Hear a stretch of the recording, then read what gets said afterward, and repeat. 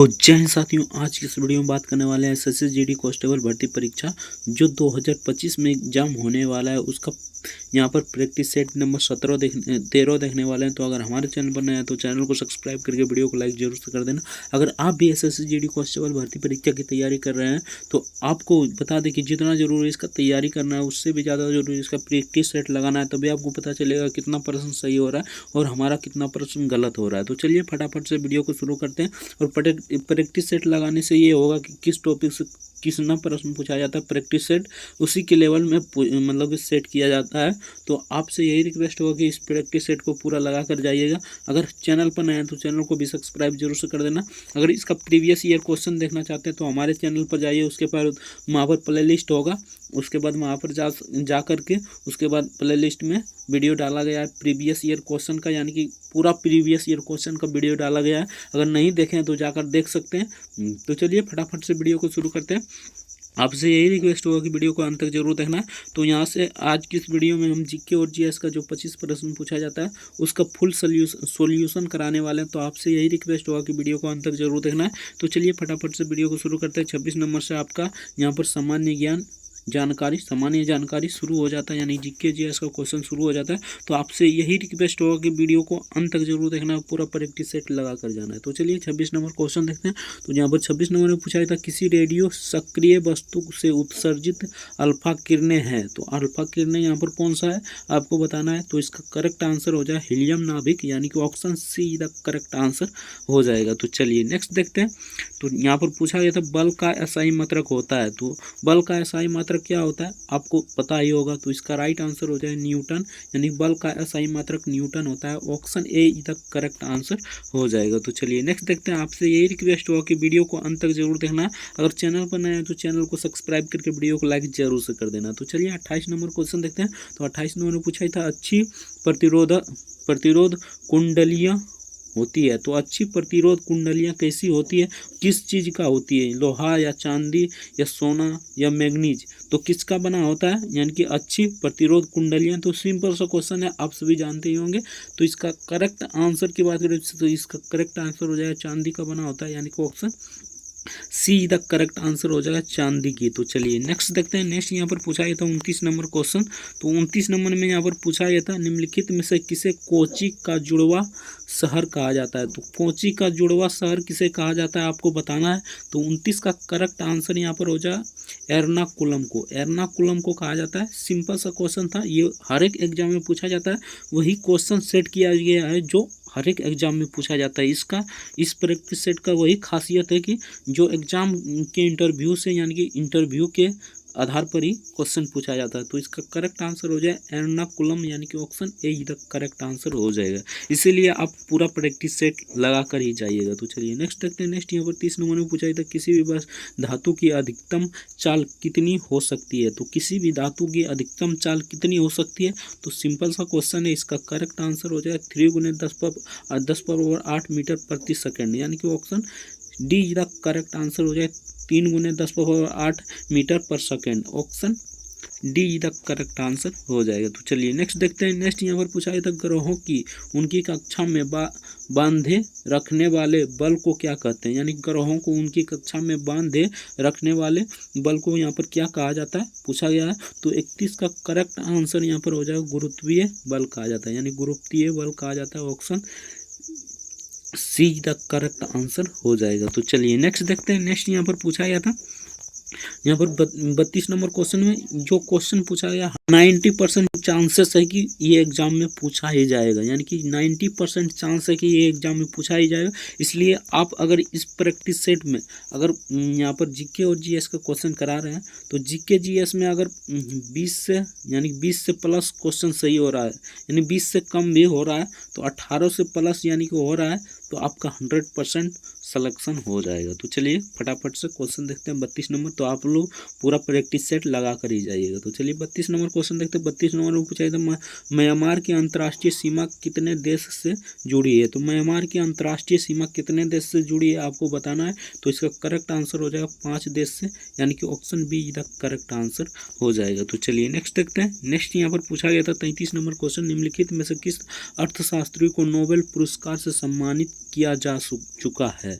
तो किस अर्थशास्त्री को नोबेल पुरस्कार से यहाँ पर सम्मानित किया जा चुका है? तो 33 का करेक्ट आंसर की बात करें तो 33 का राइट आंसर हो जाए BKRB राव, यानी कि option see the correct answer हो जाए BKRB Rao. Option see the correct answer हो जाएगा। तो चलिए नेक्स्ट देखते हैं। नेक्स्ट यहाँ पर पूछा गया था ज्ञान प्राप्ति से पूर्व भगवान महावीर का नाम क्या था? तो महावीर का नाम क्या था? वर्धमान था, या अनुमान था, या सुधाकर था, या समुदत्त था? तो इसका करेक्ट आंसर क्या हो जाएगा? तो सिंपल सा क्वेश्चन है, इसका राइट आंसर हो जाता है वर्धमान था, यानी कि option A the correct answer हो जाएगा। तो चलिए नेक्स्ट देखते हैं। नेक्स्ट यहाँ पर पूछा गया था 35 नंबर क्वेश्चन। तो 35 नंबर में पूछा था सिंधु जल समझौता के अंतर्गत भारत को निम्नलिखित में से किस नदी पर विशिष्ट अधिकार नहीं दिया गया? तो किस नदी पर विशिष्ट अधिकार नहीं दिया गया था? तो 35 का करेक्ट आंसर की बात करें तो 35 का यहाँ पर झेलम नदी पर, यानी कि झेलम नदी पर विशिष्ट अधिकार नहीं दिया गया था। Option see the correct answer हो जाएगा। तो चलिए नेक्स्ट देखते हैं। नेक्स्ट यहाँ पर 36 नंबर क्वेश्चन पूछा गया था भारत के संविधान निर्माताओं ने निम्न में से कौन सा लक्षण अमेरिका के संविधान से ग्रहण किया है? तो कौन सा लक्षण अमेरिका के संविधान से ग्रहण किया है? तो 36 का करेक्ट आंसर देखते हैं। अगर अभी तक वीडियो को लाइक नहीं तो आपसे रिक्वेस्ट होगा कि वीडियो को लाइक जरूर से कर देना, चैनल पर नया है तो चैनल को भी सब्सक्राइब जरूर से कर देना। तो यहाँ पर 36 का करेक्ट आंसर की बात करें तो यहाँ पर इसका राइट आंसर हो जाएगा उपयुक्त में सभी, यानी कि न्याय समीक्षा भी, मौलिक अधिकार भी, और सर्वोच्च न्यायालय के न्यायाधीश के पद हटाने की प्रक्रिया भी किया गया है, यानी कि option D the correct answer हो जाएगा। तो चलिए नेक्स्ट देखते हैं। नेक्स्ट यहाँ पर 37 नंबर क्वेश्चन में पूछा गया था। तो यहाँ पर 37 नंबर क्वेश्चन में पूछा गया था दक्षिण एशिया विश्वविद्यालय, यानी कि SAU सार्क देश के संयुक्त सार्क विश्वविद्यालय खालिस्तान स्थापित की गई है। तो ये कहाँ पर स्थापित किया गया है? तो 37 का करेक्ट आंसर यहाँ पर हो जाएगा नई दिल्ली में स्थापित किया गया। Option A the correct answer हो जाएगा। तो चलिए नेक्स्ट देखते हैं। नेक्स्ट यहाँ पर पूछा गया था 38 नंबर क्वेश्चन। तो 38 नंबर पूछा था निम्नलिखित में से किस पंचवर्षीय योजना में वृद्धि दर का लक्ष्य पार हो गया था? तो किस पंचवर्षीय योजना में यानी कि वृद्धि दर का लक्ष्य पार हो गया था? तो यहाँ पर बताना है। ऑप्शन ए में दिया गया 8वीं, 9वीं, 10वीं, 11वीं। तो किस पंचवर्षीय योजना में मतलब वृद्धि दर लक्ष्य पार हो गया था? तो 38 का यहाँ पर राइट आंसर हो जाएगा 9वीं पंचवर्षीय योजना में, यानी कि option be the correct answer हो जाएगा 9वीं पंचवर्षीय योजना में हुआ था। तो चलिए नेक्स्ट देखते हैं।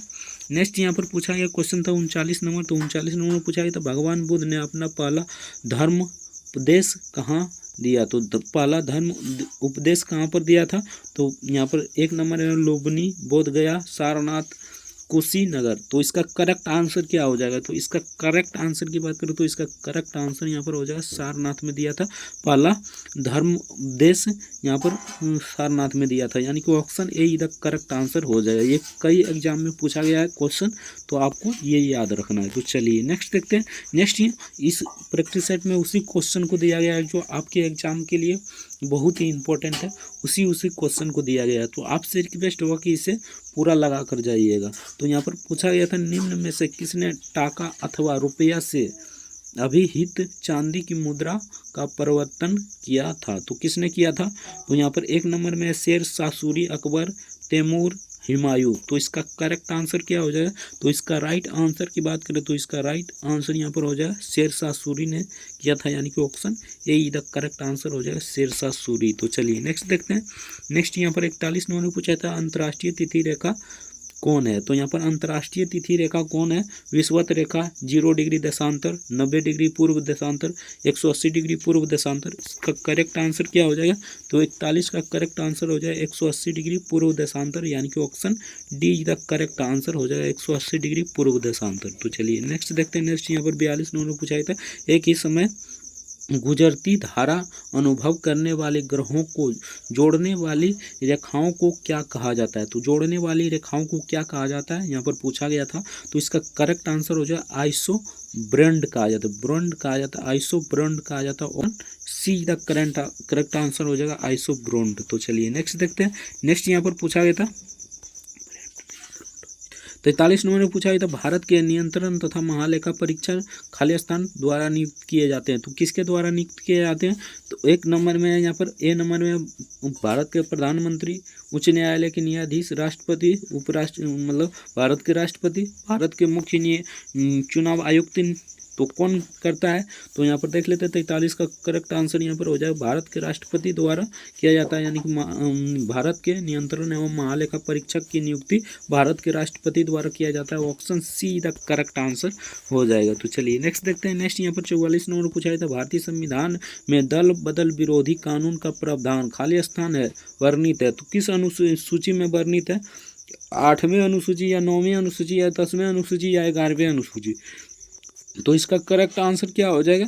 तो 44 का यहाँ पर करेक्ट आंसर यहाँ पर हो जाएगा 10वीं अनुसूची में दल बदल है, यानी दल 10 बहाने करके ले लिए दिन यहाँ पर हो जाएगा। Option see the correct answer हो जाएगा दल बदल विरोधी कानून का प्रावधान यहाँ पर 10वीं अनुसूची में है। तो चलिए नेक्स्ट देखते हैं।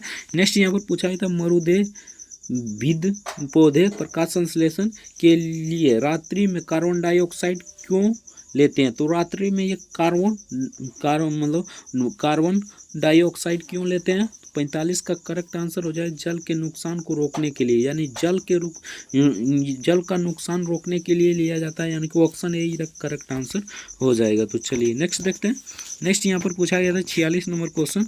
तो 46 नंबर में यहाँ पर पूछा गया था सिनेप्स में सूचना खाली स्थान है के रूप में संवहित होती है, तो सिनेप्स में सूचना खाली स्थान के रूप में संवहित होती है, तो किसके द्वारा संवाहित होती है यहाँ पर बताना है। तो 46 का करेक्ट आंसर हो जाएगा रासायनिक द्वारा, यानी कि रासायनिक रूप में संवाहित होती है, यानी कि option be the correct answer हो जाएगा रासायनिक। तो चलिए नेक्स्ट देखते हैं। नेक्स्ट यहाँ पर पूछा था आर्किपेलागो का आशय क्या है? तो आर्किपेलागो का आशय क्या है? तो 47 का करेक्ट आंसर यहाँ पर हो जाएगा द्वीप हो जाएगा, यानी कि option be the correct answer हो जाएगा। तो चलिए नेक्स्ट देखते हैं। नेक्स्ट यहाँ पर पूछा गया था 48 नंबर भारत सरकार द्वारा प्रयोग में आने वाले शक स्वतः किसने प्रभाव किया था? तो किसने प्रभाव किया था? एक नंबर में कुनिक्स, विक्रमादित्य, अशोक और यहाँ पर इनमें से कोई नहीं। तो इसका करेक्ट आंसर क्या हो जाएगा? तो इसका करेक्ट आंसर यहाँ पर हो जाएगा ऑप्शन ए कुनिक्स ने किया था, यानी कुनिक्स ने किया था। Option A the correct answer हो जाएगा। तो चलिए नेक्स्ट देखते हैं। नेक्स्ट यहाँ पर 49 नंबर में पूछा गया था खाली स्थान है की माप करने वाले उपकरण को वायुमापी कहते हैं, तो किस यहाँ पर की माप करने वाले उपकरण को वायुमापी कहते हैं? तो ए नंबर में है पवन के वेग का, दाब का, आर्द्रता का या वर्षा का।